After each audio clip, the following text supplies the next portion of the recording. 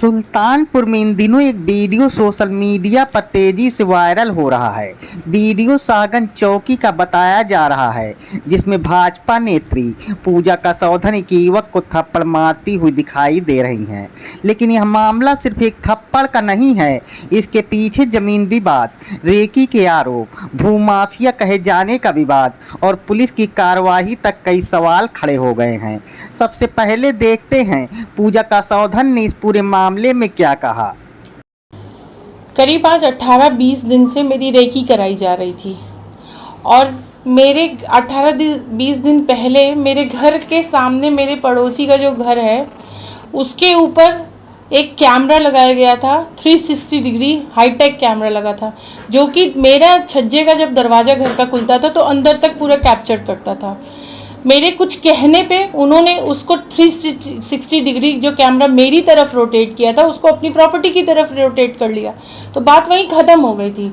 लेकिन शाम को जब मैं घर पे आई तो वही कैमरा उठा के मेरे ही घर की दीवार पे उन्होंने इंस्टॉल कर दिया, जिससे कि मैं कब आ रही हूँ, मेरे बच्चे कब आ रहे हैं, मेरे पति कब आ रहे हैं, जा रहे हैं, क्या हो रहा है क्या नहीं हो रहा, वो पूरा उनको दिखता रहा। जो लोग मेरे घर पे आ रहे हैं उनकी गाड़ियों का नंबर वगैरह ट्रेस करने लगे, उस पर फ़ोन फाटा करने लगे। वो सारी चीज़ों का प्रशासन, मैंने जब शिकायत की तो प्रशासन के द्वारा उस कैमरे को रिमूव किया गया, हटाया गया। उसके बाद से जब कैमरा हट गया तो ये लोग खिसिया के मेरी रेकी कराने लगे। आज 18-20 दिन से मुझे पता तो चल रहा था कि कोई मेरी रेकी कर रहा है, लेकिन मैं जब तक इस चीज़ को खुद ना प्रूव, अपने आप को ना वो कर लूँ, तब तक मैं कैसे कहती। तो ये सामने एक प्रॉपर्टी है हमारे जो कि इंद्र प्रकाश पांडे जी की है, उसको मेरे पति के नाम से हम लोगों ने एग्रीमेंट लिया है, रजिस्टर्ड एग्रीमेंट लिया है मैंने इसका। और उसका जो पूरा प्रकरण है, विवाद होने के कारण माननीय न्यायालय में उसका एक मुकदमा चल रहा है और इस पर स्टे वगैरह भी है, ऑर्डर्स भी हैं इस पर कई, वो सब मैं अभी आपको साक्ष्य में दूंगी। उसके बाद इसमें जब एक दिन विवाद उन लोगों ने ज़्यादा फैलाया तो प्रशासन के द्वारा इस पर ताला लगवा दिया गया था और सबको हिदायत दे दी गई थी कि दोनों पक्ष इस पर तब तक कोई काम या कार्य नहीं करेंगे जब तक कि माननीय न्यायालय का कोई फैसला नहीं आ जाएगा। तो यही होना भी चाहिए था कि जो न्यायालय फैसला करे हमको मिलेगी, हम उस पर काबिज होंगे, उनको मिलेगी, वो काबिज होंगे। लेकिन ताला बंद होने के बाद करीब ये 4 तारीख की घटना है, रात की, इन्होंने रात में उसको ग्राइंडर से उस ताले को काट दिया। काटने के बाद इसमें अपना ताला मार लिया, लगा दिया ताला। वो भी बात हो गई, हमें पता नहीं चला उस समय, बाद में रिकॉर्डिंग से सारी चीज़ें निकली और मालूम पड़ गया। 8 तारीख को सुबह करीब 10:30 बजे की ये घटना है। इसमें करीब 10, 12, 25 लोग अपना घुसने के ताला आराम से खोला और 20 से 25 लोग रहे होंगे वीडियो में, और वो घुस के पूरा मतलब अपना ऊपर कुर्सियां ले जाना, सामान ले जाना, सबको ले जाना करना, ये सब चालू कर दिया। मेरे घर से ये पूरी चीज़ें दिखती हैं। मैंने जब इसको देखा तो उचित नहीं समझा कि सामने जाके मैं कुछ कहूँ। मैं चौकी की तरफ, मैं अपने बेटे के साथ गई कि चौकी इंचार्ज को मैं इन्फॉर्म कर दूँ। मैं गई चौकी तरफ, फिर से वही घटना कि पीछे से वही लाल स्कूटी में मेरे पीछे वो अरुण नाम का लड़का रेकी करने लगा। मैं शाहगंज चौराहे चौकी गई, उसके बगल ट्रांसफार्मर है, उसने पहले वहाँ स्कूटी रोकी। उसके बाद मुझे लगा कि कोई मेरा पीछा कर रहा है। फिर हम ये कहे कि नमक मंडी की तरफ से चले जाएं, वहाँ ट्रक खड़ा होने के नाते हम वहाँ से नहीं जा पाए। वहाँ से गाड़ी जब मोड़ी तो वो लड़का फिर वहीं पे आया, फिर वहीं से गाड़ी मोड़ी और बराबर हर्षित सोमी से लगा रहा कि मैडम यहाँ जा रही, मैडम वहाँ जा रही, ये सब करते हुए शाहगंज चौराहे पे मैंने जब उसको वहाँ पे रोका, उसके बाद फिर हम जब चौकी ले गए तब भी वो वहाँ पे जाके अभद्रता करने लगे। और इसमें सब लोग, हर्षित बर्नवाल, टिंकू बर्नवाल और बबलू बर्नवाल, विजय प्रधान, अनुज कसौधन और मंटू बर्नवाल, ये सब लोग वहाँ पे उपस्थित हो गए फटाफट। आने के बाद फिर ये लोग अपनी ही बात करने लगे और एकदम अभद्रता पे उतारू हो गए। मैंने एक दरखास्त भी दी थी जिससे इन लोगों ने बार ये लोग हाथ पैर जोड़ने लगे कि जब वो पकड़ा गया उसने ये सामने से कबूल भी किया कि हाँ मैं रेकी कर रहा था और मुझसे ये लोग रेकी करवा रहे थे। और उनने इस चीज़ को कबूला भी है वहाँ पर। उसके बाद हम इस पे मुकदमा लिखवाना चाह रहे थे कि मुकदमा हमारा लिख जाए, इन लोगों को सजा मिलनी चाहिए एक औरत की रेकी करने के लिए। पूरे परिवार की रेकी कर रहे हैं, बताइए हमारा इतना बड़ा व्यापार है, आप रेकी कर रहे हैं, कल को कोई घटना हो जाती कौन जिम्मेदार होता है इसका? और अपने अधिकार की लड़ाई लड़ने के लिए किसको हक नहीं है? उसके बाद फिर हम मुकदमा लिखना चाह रहे थे, लेकिन वो भी एक सम्मानित लोग थे, प्रतिष्ठित लोग हैं, टिंकू बर्नवाल और गोपाल गर्ल्स स्कूल चलाते हैं, अपना प्रॉपर्टी का बड़ा ये लोग काम भी करते हैं, प्रॉपर्टी डीलर भी हैं इसमें। वो लोग भी आके माफ़ी वाफ़ी मांगने लगे, सब लोग कहने लगे भाभी जाने दीजिए, आपस की बात है। तो हम भी थोड़ा सॉफ्ट हार्टेड थे, हमने उसमें कुछ नहीं किया। लेकिन फिर वो लोग बाद में पता चला कि 151 की कार्रवाई में सब लोग अपना छूटे और सबसे माफ़ी वाफ़ी भी उन लोगों ने मांगी। लेकिन इस तरह का ये जो कृत्य किया है ये बहुत ही गंदा काम है, इस तरीके का काम नहीं करना चाहिए। आपका विवाद चल रहा था, मुकदमा चल रहा था, तब भी वो लोग घुस गए, तो आप उस पर एप्लीकेशन नहीं दी? नहीं, उस पर भी एप्लीकेशन वगैरह, और ये स्टे है, एप्लीकेशन ही देने तो भैया जा रहे थे जब ये सारा प्रकरण हो गया। जबरदस्ती जब घुसे तभी तो हम एप्लीकेशन देने जा रहे थे, तभी ये सारा कांड इन लोगों ने रच दिया। आपने उस लड़के का मोबाइल चेक किया, लोग कंटिन्यू उससे बात कर रहे थे? हाँ, मैंने जब उसका मोबाइल लिया तब भी वो हमको अभद्र तरीके से बोला। तब उसके बाद फिर जब हमने उसका मोबाइल ले लिया तो उसका मोबाइल जब खोला, मैंने उसमें स्क्रीनशॉट जब उसका लिया तो वो बराबर सोमी से बात करते हुए लगा हुआ था, रेकी कर रहा था।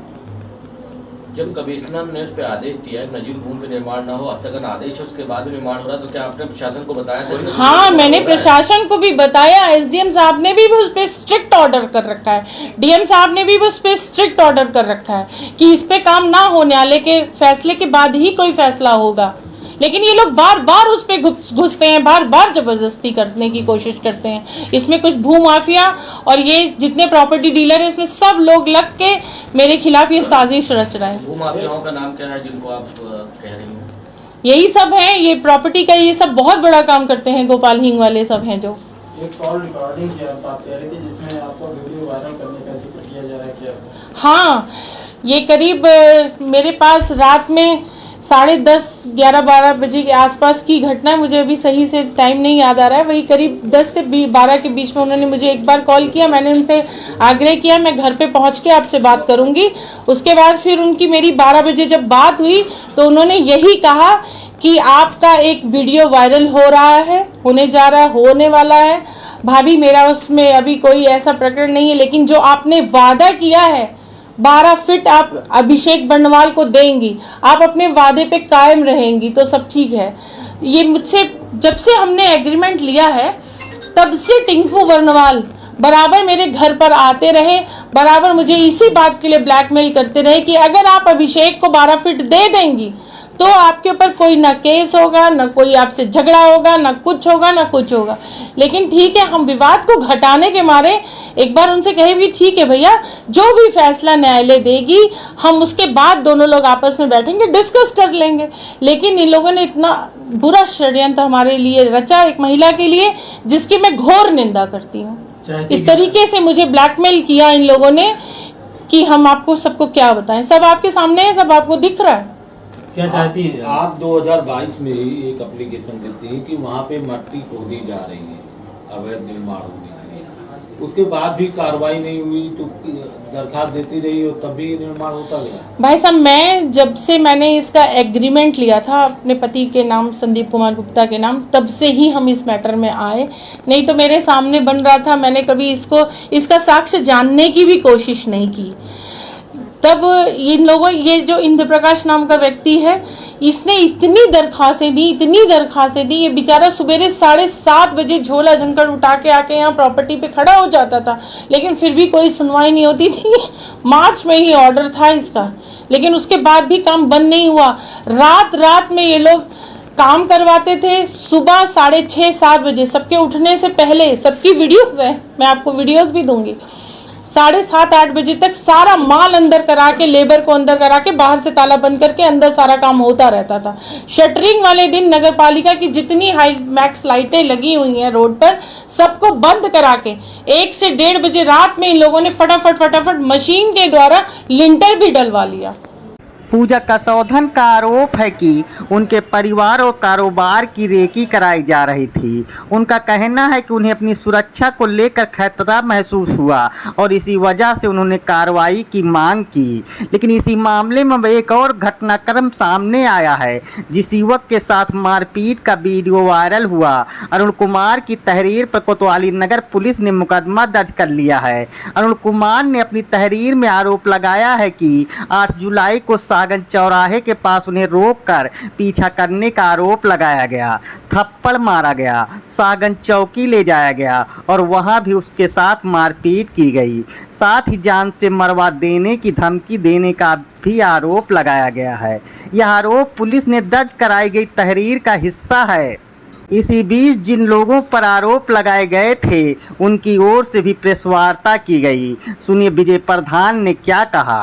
खरीद दाखिल है, सब कुछ है, हमारे पास कागज़ है, बिजली का कनेक्शन भी है, जल कर हाउस पे सब जमा किया जा रहा है। 2013 का बैनामा है उसका। विजय जी, आपके खिलाफ एक भाजपा नेत्री ने कल सोशल मीडिया पे वीडियो वायरल किया है, जिसमें उन्होंने कहा है कि आप लोग भू माफिया टाइप के लोग हैं, आपके द्वारा जबरन जमीनें कब्जा की जाती हैं, क्या कहना चाहेंगे इसमें? हमारे खिलाफ ऐसा कोई साक्ष्य किसी के पास उपलब्ध नहीं है, ना हम लोग ये काम करते हैं। भाई अगर कोई साक्ष्य है उनके पास तो वो हमको साबित करें कि हम लोग भू माफिया हैं। और उनके खिलाफ कई साक्ष्य हैं, अभी कुछ दिन पहले कोरोना काल में अपनी दबंगई के बल पे उनकी दुकान खुली थी। कुछ पत्रकार बंधुओं ने खुली दुकान का वीडियो वायरल किया था। उन पत्रकार बंधुओं को पूजा कसौधन उनके परिवार वालों ने दुकान पे बुला के मारा पीटा भी था।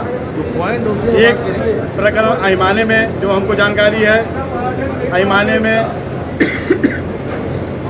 साहू जी का है, वो भी व्यापारी वर्ग के हैं, पैर से विकलांग हैं। उनकी ज़मीन कब्जा करने के लिए बहुत प्रयास किया जा रहा है, बहुत परेशान है। उनके भी आप लोग वीडियो के बारे में आप लोगों को जानकारी होगी। ये गलत आप पर आरोप है। पूजा कसौधन हर बात को डाइवर्ट करती है।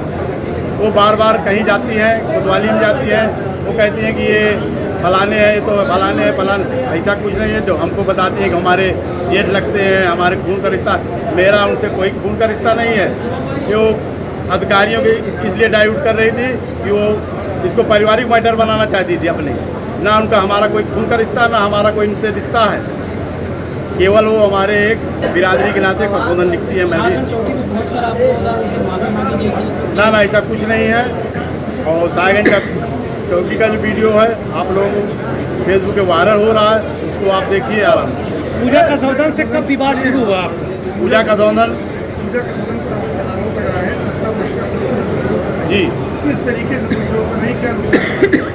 सत्ता पद के दुरुपयोग का आपको सामने एक प्रूफ है कि वो चौकी और थाने पे हल कर किसी भी कमज़ोर व्यक्ति को शासन के सामने ही थपड़िया देती है, सड़क पे मार देती है। और मैं जो है 2-3 एप्लीकेशन 4 एप्लीकेशन दे चुका हूँ। उनकी हनक की वजह से हमारे एप्लीकेशन पे कहीं सुनवाई नहीं हो पाती। विजय जी, अभी आपने एक है कि रात में आप जमीन का ताला तोड़ते हैं, गेट पे उसके अंदर एंट्री करते हैं, ऐसा कुछ नहीं है। न्यायालय में चार्ज ही नहीं, इस तरीके का आरोप है। न्यायालय में हमारा कोई मुकदमा नहीं चल रहा है। वो अगर हमारे ऊपर आरोप लगाई तो गलत है। हमारा मकान है, हम लोग वहाँ आते जाते हैं, लेकिन वो हमारी रेकी करते हैं। विजय जी बताइए, क्या आपने और पूजा कसौधन में ये सौदा तय हुआ था कि 14 फीट पूजा कसौधन आपको दे दे तो समझौता हो गया? हमारी उनकी कभी पर्सनल कोई बातचीत आज तक नहीं हुई। पूजा कसौधन का कल जो वीडियो वायरल हुआ था उसमें ये कहा गया कि आप द्वारा या अभिषेक बरनवाल द्वारा कहा गया है कि 14 फीट हमको दे दो, आप पूरा ले लो। बार बार उनके द्वारा इस आरोप लगा के मामले को डाइवर्ट करना चाहती है, जो कि ऐसा कुछ नहीं। विजय जी सेंड कराई है अपने पति के नाम। उस एग्रीमेंट की अगर बात की जाए तो वो एग्रीमेंट कब हुआ, किसके द्वारा हुआ? बिना ओनरशिप के एग्रीमेंट कैसे करेंगे? वो एग्रीमेंट अभी ये 16 विजय प्रधान ने अपने ऊपर लगाए गए सभी आरोपों को गलत बताया है। उनका कहना है कि उनके पास संबंधित संपत्ति के वैध दस्तावेज हैं। उन्हें भूमाफिया कहना निराधार है और यदि किसी के पास कोई साक्ष्य है तो उसे सार्वजनिक किया जाए। उन्होंने यह भी आरोप लगाया कि उनकी शिकायतों पर प्रभावशाली लोगों के कारण कार्रवाई नहीं हो रही है। उन्होंने रेकी 14 फीट जमीन के समझौते और कब्जे के आरोपों से साफ इनकार कर दिया है। अब इस पूरे मामले में कई ऐसे सवाल हैं जिनका जवाब अभी मिलना बाकी है। अगर वास्तव में किसी परिवार की रेकी हो रही थी तो उसके समर्थन में पुलिस के पास क्या साक्ष्य हैं? अगर रेकी के आरोप सही थे तो क्या कानून अपने हाथ में लेकर किसी को थप्पड़ मारना उचित था? अगर अरुण कुमार की तहरीर में लगाए गए आरोप सही हैं तो पुलिस चौकी के भीतर मारपीट कैसे हुई? अगर विजय प्रधान के पास वैध दस्तावेज हैं तो जमीन के विवाद की असली वजह क्या है? क्या दोनों पक्षों की शिकायतों की निष्पक्ष जांच होगी? और सबसे बड़ा सवाल, क्या इस पूरे विवाद की सच्चाई सोशल मीडिया के वायरल वीडियो से तय होगी या फिर पुलिस जांच और अदालत में पेश होने वाले साक्ष्यों से? फिलहाल इस मामले में दोनों पक्ष आमने सामने हैं। एक ओर रेकी और सुरक्षा को लेकर गंभीर आरोप हैं तो दूसरी ओर मारपीट, धमकी और झूठे आरोप लगाने की बात कही जा रही है। पुलिस ने मुकदमा दर्ज कर जांच शुरू कर दी है। अब देखना होगा कि जांच में कौन से तथ्य सामने आते हैं और कानून किस निष्कर्ष पर पहुंचता है। अभिषेक भाई, एक कल वीडियो वायरल हुआ है जिसमें गोपाल हिंग आपके परिवार पर पूजा कसौधन ने आरोप लगाया है कि आप लोग भूमाफिया टाइप के लोग हैं। क्या कहना चाहेंगे? भाई, अगर हम लोग भूमाफिया टाइप के हैं तो हमको साबित करें, उसकी जांच करवाएं। भूमाफिया तो खुद ही है। हमारे भैया को, हमारे अमित बर्नवाल जी को, हमारे शैलेंद्र बर्नवाल जी को भूमाफिया बोल रही हैं तो आप उसकी जांच करवाइए। अगर कोई भी विवादित जगह हमने कब्जा की हो तो उसका साक्ष्य प्रस्तुत करें वो। क्या आप इन लोगों के खिलाफ FIR दर्ज कराएंगे? बिल्कुल कराएंगे भाई। हमारे ऊपर अगर गलत आरोप लगाएंगे तो भाई हम लोग क्या करेंगे? आज दिनांक 8 जुलाई 2026 थाना कोतवाली नगर जनपद सुल्तानपुर के अंतर्गत एक वीडियो प्रसारित हो रहा है जिसमें एक महिला के द्वारा आवेदक के साथ पुराने ज़मीनी विवाद को लेकर मारपीट की जा रही है। उक्त वीडियो को तत्काल संज्ञान में लेकर आवेदक की तहरीर पर समुचित धाराओं में अभियोग पंजीकृत किया गया है। विवेचनात्मक कार्यवाही प्रचलित है। मौके पर कानून व्यवस्था की स्थिति सामान्य है। संबंधित चौकी इंचार्ज के चौकी पर उपस्थित रहते हुए भी घटना के संबंध में जांच प्रचलित की गई है। आप देख रहे थे PS न्यूज़ 24। इस खबर पर हमारी नज़र लगातार बनी हुई है। जैसे ही कोई नया और आधिकारिक अपडेट सामने आएगा हम आपको सबसे पहले जानकारी देंगे।